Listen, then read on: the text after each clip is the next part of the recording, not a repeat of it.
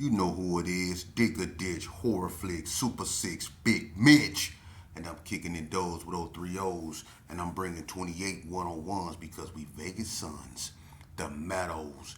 You already know what it is with it. Blood sport, boy. Bolo Yang with it. Yeah, man. Bolo Yang with it. Mount Rushmore up there with it. Oh, quit it. Oh, quit it. Nah, y'all know I'm just playing. Hey, look, I got a dope intro though, huh? Welcome to Vegas Chronicles with your man, the host, the horror flick, from Super 6, Big Mitch. And today, look, man, shout out to everybody that support my small platform. Brick by brick, I'm building it. I got perseverance and determination to do what I'm doing, alright? Now, let's get right to it. Look, dude, man, men, people, folks, I'm not gonna keep doing this, going back and forth, man, with this. Did Cali take over certain parts of Vegas? Look, man, I've been down this road. I kept it real. Look, Cali, California cats never took over nothing. They occupied areas where mostly Vegas gangs didn't occupy or wasn't around, like in areas over there, Sierra Vista and Naked City and places on Boulder and elsewhere. Well, California, not just California, man. You got people from Detroit, Chicago, and everywhere else that linger out here on the outskirts. But to say that they came out here and took over, no, it ain't happened. I'm sorry, people find it hard to believe that, yeah, Las Vegas, tiny little Las Vegas, never been taken over. Look, the Backstreets came out here and they had the audacity to try to move in blood turf. It didn't turn out too well for them. They put up a fight, but what they learned, like I said in my last video, is that it's not where you from, it's where you at. So when they got in trouble or caught cases and went to the penitentiary, they realized the people that they were fighting on the street was also deep in them prisons, and they weren't allowed to hit no yards. So when the Backstreets came to the penitentiary, they was getting bashed, and couldn't no California people save them. Snoop from Grape Street and Big Blue from Sintown was running the California car in Indian Springs back in 95. Snoop from Grape Street, Big Swole Snoop, had a brother named Smokey. Big Blue, Blue Rag from Sintown, Pomona, they was the leaders of the Cali car. And I remember when one of the Backstreets hit the yard and Pac-Man and them Bloods got at that boy in the gym. And they came up both sides of the stairs. And he was with Blue and Snoop. And Snoop started hollering, he ain't from Backstreet, but people recognized that cat face from the street. So Pac-Man wasn't trying to hit that. So while Snoop was trying to stall it out, like he ain't from Backstreet, Pac-Man shut that down by saying, check this out, we run this. He from back, and when he said we run this, all you heard was feet skirting on skirt, skirt, skirt. They was getting at him. This cat here, now look, this cat jumped over the rail, and that's a steep fall. It's about 14 feet. He jumped over that rail. For real. That's almost like jumping off the rail at Indian Springs. Anybody that been in Indian Springs that looked over that rail to watch people play basketball, that's almost like jumping off one of them Gerson buildings. A little bit shorter, but almost like that. But he jumped off of it and landed on his feet like a cat and ran up out there, got up out that gym. But he had to get off the yard. See, them Backstreets was getting the blues when they came to the penitentiary, to the point to where when they went to classification, they asked him, is you from Backstreet? You better let us know, because if you're not, then you're not. But if you are and you're telling us you're not, and we send you out there, something's gonna happen to you. And you had some backstreets that didn't that had to find out, that wanted to be slick and off the gang file and say they wasn't from nowhere and went out there and was recognized and it was all bad. So when Cali gangs did come out here and tried to, you know, set up shop, and when they caught cases, they realized it's a lose-lose situation, because when they moved in Blood Turf, they was battling really four blood sets: Burgundy Square, Piru, PB, West Coast. How you gonna win that? Ain't no way. You know, so to say that California came out here, it's not about that, man. Quit. I'm not gonna use my platform for that.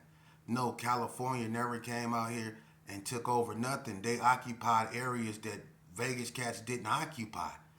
Now, if Vegas cats wanted to get away from their neighborhood and their homeboys for whatever reasons and wanted to go over somewhere where California guys were deep and the odds was against them, then sometimes it went that way. You know, California cats didn't knock down a lot of Vegas boys on them outskirts over there. I call them outskirts because I don't do Sierra Vista, Naked City, and all that weird stuff. To me, I ain't never in my life hung out up over there.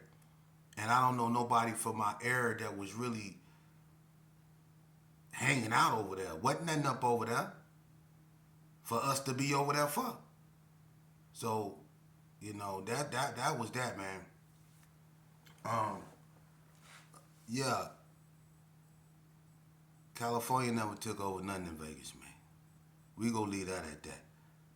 No disrespect to nobody, but Vegas is Vegas, Cali is Cali, and I mean there's similarities and stuff like that. And the way I see it, when Cali come out here, they feel like they at home. You know, they come out here, or some of them is so, you know, it's probably where they come from. It's probably so turned up when they come out here in Vegas. You know, they just like the vibe. It's you know, it's a little more, it's relaxed a little bit more, especially now. You know, but at one point Vegas was turned up too. You know, and that's what the youngsters need to understand.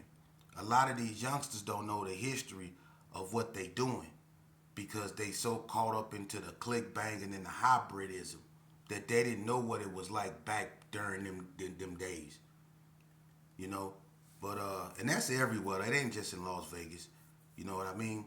But one thing I want to talk about today, man. You know, we get so caught up into this homieism to where we lose sight of who we are. And what I mean by that is that I want you youngsters to understand that I put in so much work for Herbert Gershon as a gang member. And can't nobody take that from me. I did a lot of dirt. I'm not proud of that. I still have nightmares from that. I'm mentally scarred from that. I've been in so many institutions, man, and I just couldn't get it right, because I always felt like I had something to prove, that I had to live up to my father's name, and I really didn't know him. And plus, I was running around with some serious dudes, you know. So I had to have a serious mentality, and I had to be ready and willing to do what it took to get the job done, if you know what I mean. And when you hanging around people like Cornbread and other people, it get pretty dangerous at times. Them Pirus almost killed me and Bread. Going over there to see Melissa one night. They had us trapped in the house. You know? Bread used to have this black Riv on Chrome McLean's, right? And I remember Vegas Chronicles. We went over Melissa, my cousin Melissa Conway house. She stayed over there in Piru Turf in the big parking lot right there. She stayed on, I think, the Evergreen side though, if I can remember. And I remember me and Bread, we parked our, parked the Rib by Night Train house. Night Train, who was the owner of the Cotton Club, stayed by Madison School over there in a yellow house. So we parked over there on his street by his dually. You know what I mean? So to make it look like we was over his house. So we walked around and walked up the street, crept, went over Melissa's house. He ended up doing what he doing. You know what I mean? And I don't know how they found out or who seen us. But make a long story short, them Pyrus gathered up outside that goddamn house. And you know, Melissa being one way sister, you know, and that's my family, you know, she wasn't finna allow nothing like that to go down, but them Pyrus wasn't playing. And let's just say me and Brad had to get up out of there how we had to get up out of there. You know what I mean? And it is what it is. But I just want you youngsters to know, man, that I used to be with some serious dudes, man. It used to go down out here. When Donna first formed, Donna was tearing things up. When they was back and forth with the hood, it was crazy. It was crazy. And I was out there on the front line trying to, you know, be big and bad, shooting at people, shooting people, running and hiding out in the Cotton Club, acting older than what I really was, hanging with real killers, you know. I could have lost my life on many occasions. The police could have killed me on 3 of them. I'm lucky to be sitting here talking to you. And I think that's why I am. Because God wanted me to use my experience and what I went through to educate you, to let you know the truth. It's a lot of OGs out here. They don't respect you youngsters, man. They look down on you youngsters, and all they want is something from you youngsters. They don't care if you succeed, man, because if they did, they'll be trying to get y'all to stop killing each other, man. Because we did that. We killed ourselves off, man. So why should we sit back and let y'all kill yourself off? I mean, what happened? How did it get to this? Huh? How did it get to this? What happened to the neighborhoods? Everybody in my era, when I was coming up, I don't care if you was a Blood, a Crip, everybody had their own culture, the way they did things. The 6-0s was close with each other. The West Coast Bloods was close. The Pyrus was close. The Thursons was close. 40 Block was close. We was close with one another within our sections. But what happened? How did things start fracturing? How did people start shooting at people? You know? You know, I remember when Bob Green, Buzzo, and Lil Bread had that fight. That fight, even though Lil Bread was drunk, that fight could have started a war. That's Bread brother. See? That fight could have started a war. But back then, we wasn't shooting at each other like that, or getting at each other like that. Even though we fell out, you know, you can take a loss and come back the next day. You know, when Turtle, Maine, and Spike had that fight, that could have turned into a war. You know, that could have turned into a war.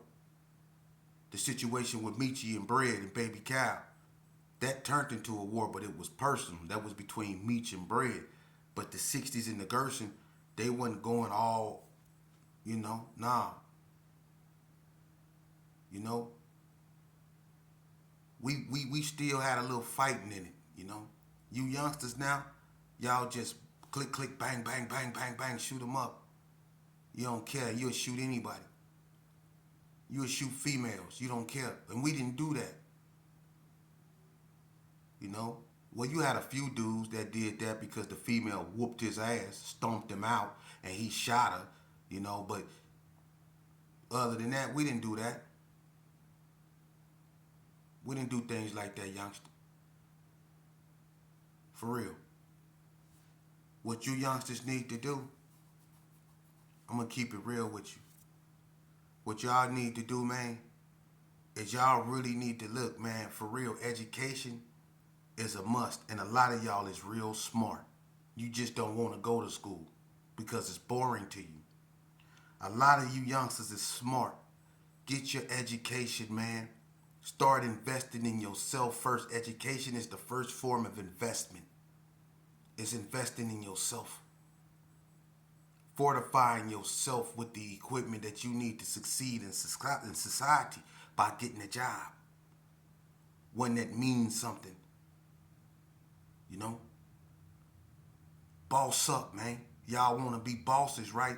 Bossing up. One of the best, biggest, baddest boss moves you could ever do is raise your mental vibration. Educate yourself. This is the most powerful muscle that you go ever have in your body, man. We go to the penitentiary and we want to be all big, but don't neglect this muscle right here. Because you can look all good and all woo-woo-woo on the outside, but be fragile and weak in the mind. You want to be, listen, true beauty comes from within. Beauty.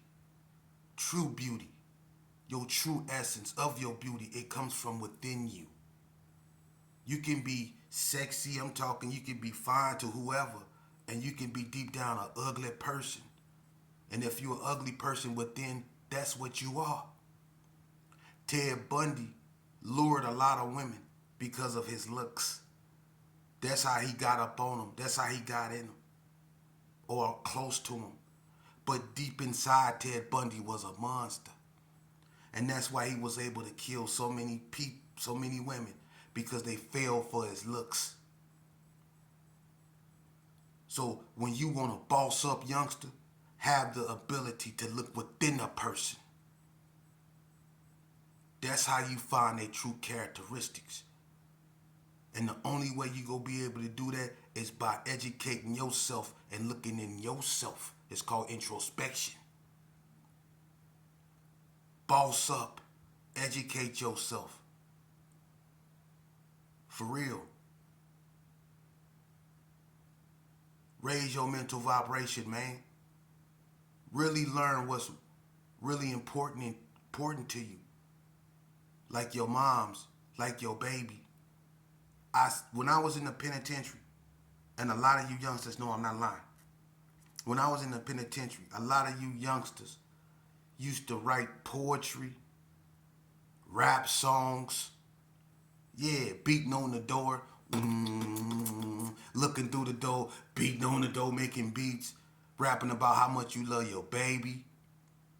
Them type of raps, not the ones you sing to your homies, the ones you be in the room talking about how you love your baby, how you and your baby mama go be alright, and how y'all go withstand the fight, and all that. Remember that?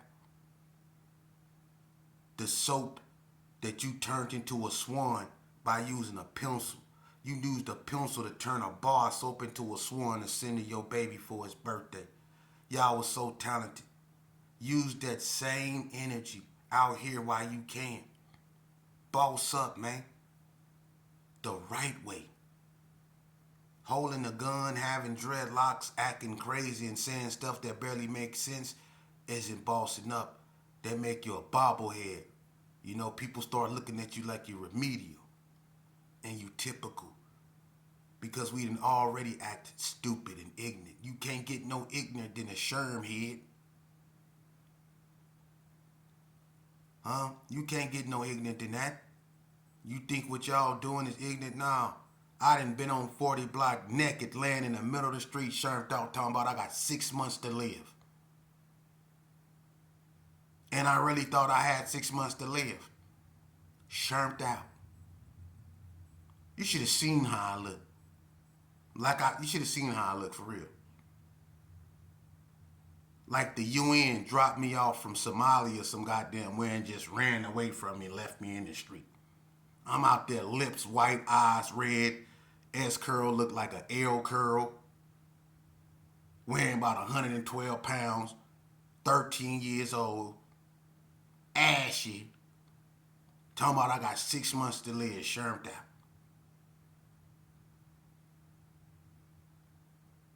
For real. Man, don't get in this game, man. Take your behind to school. Take a shower. Don't brush your teeth for the Newport. Actually brush your teeth. Sit down at the table. Eat like we used to do back in the day. That's tradition. Say grace before you eat. Pull out a chair for a woman or two. Open the door for the elder. If an elder say something to you, even if you don't agree, it's best to seek peace rather than be right sometimes, because they live that age for a reason. I'm telling y'all some real spill because I want you to live. It's not about being hard, homie. You bleed just like the next man. I'm sitting here with a permanent blink because I thought I was invincible, because I was always the first to go out there and be on the front line. Well, I'm going to tell you what being on the front line go get you. Being on the front line go get you hurt first. That's all. I'm telling you that, youngster. You want a name in these streets? I'm going to tell you. I done hung and battled with dudes with names in these streets. And every one of them, the harder they lived, the harder they died. So if you want a name, you got to be able and willing to accept what come along with that, especially if it's the wrong kind of name. If you want to be feared, you have to be willing to accept what come along with that. And people that's feared don't live long. People that's respected do. And you can't force nobody to respect you, youngster. You have to earn it. And you can't earn it by collecting bodies.